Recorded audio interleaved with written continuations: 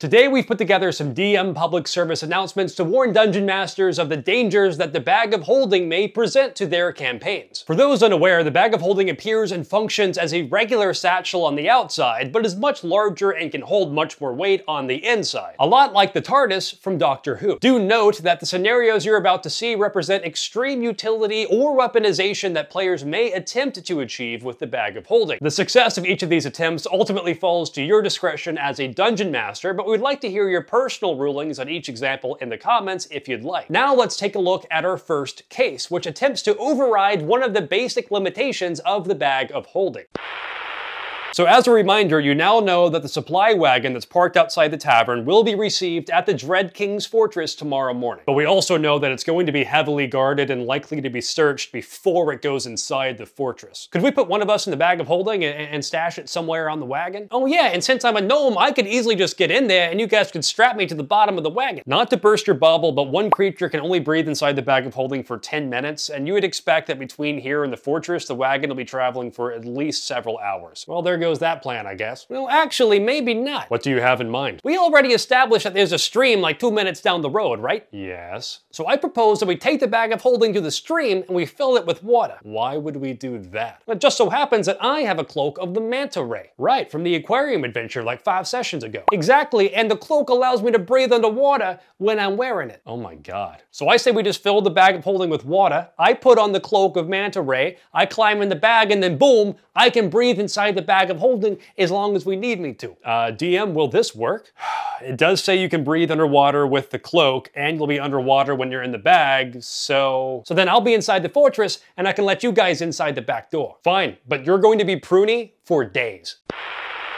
Potential counters to this strategy may be that the loss of body heat to the water would require constitution saving throws, or that the water itself may lose oxygen over time, similar to air. But your own rulings are also welcome. Next, we're going to see how players may attempt to use the bag in conjunction with a second level spell to permanently teleport single large targets to the astral plane. But first, let me tell you a bit about the shirts you see in this video, which are from today's sponsor, Into the AM. I actually wear these graphic t-shirts all the time, especially since they have so many fashionably nerdy designs. I'm particularly a big fan of these space-themed ones, but I also go for the fantasy-leaning designs for obvious reasons. Into the AM has a site-wide 4th of July sale until July 7th, so now is a great time to go grab a few shirts to wear to your next D&D session, or just to expand your wardrobe for the rest of summer and beyond. The sale has some shirts up to 30% off, but you can also get an additional 10% off when you use the link in the description of this video, even after the sale ends. So go check out the t-shirt options, and thank you to Into the AM for sponsoring today's video. And now, our next scenario.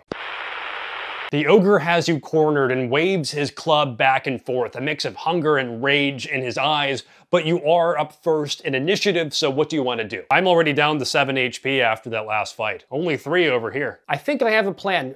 Greg, do you still have the Enlarge Reduce spell prepared? Yeah, I do. Okay, here's what we need to do. I'm gonna cast Reduce on the ogre during my turn, which will do what, DM? That would make him a medium creature with half his dimensions, so now he would be like 5 feet tall. And then Greg, you cast Enlarge on the Bag of Holding during your turn, which will double its dimensions, because then our fighter, that's me, we'll pull the enlarged bag over the reduced ogre and trap him inside. Okay, so if that works, the ogre would be inside the Bag of Holding, but he could also try to escape on his turn. If he made it to his turn. What do you mean, if he makes it to his turn? Well, Enlarge Reduce is a concentration spell. That's right. Which means that Greg and I can each drop concentration at any time without the use of our action economy. Right. So if we both drop concentration while the ogre's in the bag, he will double in size, the bag will half in size, and I would think that would cause the bag to rip open. I hate to say this, but I think you're right. I mean, even Jeremy Crawford said that the bag can be damaged from the inside, and in my opinion, an ogre quadrupling in size relative to the bag would definitely damage it. And according to the Bag of Holding's description, if it is ripped or torn, all of its contents are scattered into the astral plane. Well, I guess that's one way to handle it.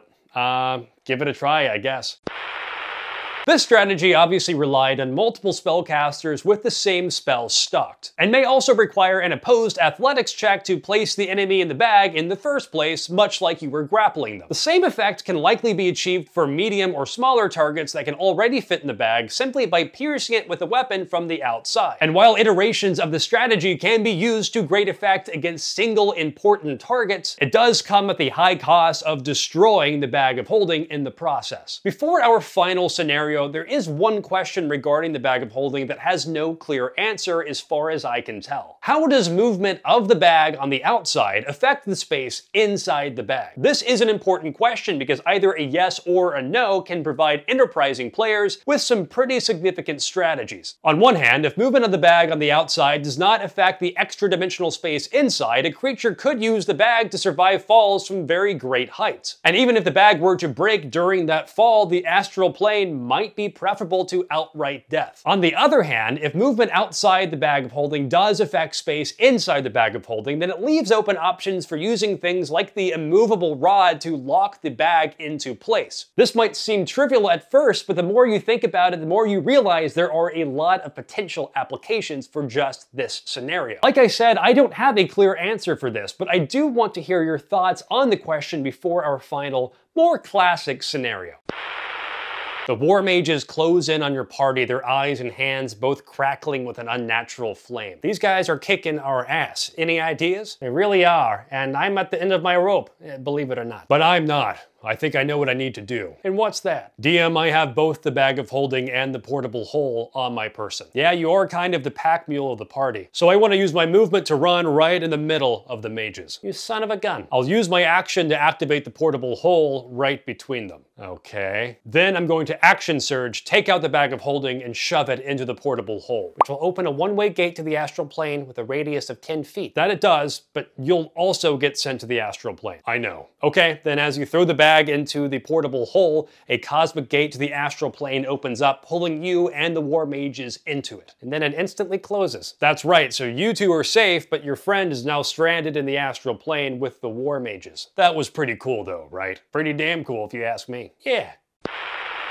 This sacrificial strategy takes a warning from the bag of holding's description and weaponizes it against multiple enemies, in a very similar fashion to our second example. More innovative players may find other ways to manipulate this by throwing the bag from a distance into the portable hole, which would allow the use of this mechanic without sacrificing one of the player characters in the process. Or you could just have your NPC companion do it and go on a quest to the astral plane later on. Let me know in the comments the most clever use of the bag of holding that you've seen in your own games. If you enjoy weird magic items and other nerdy tidbits, consider joining the Arcane Almanac. It's a free weekly digest of nerdy content that I personally write and send out every Saturday morning. You can join for free with just your email using the link in the description. Thank you for watching and have an excellent, excellent day.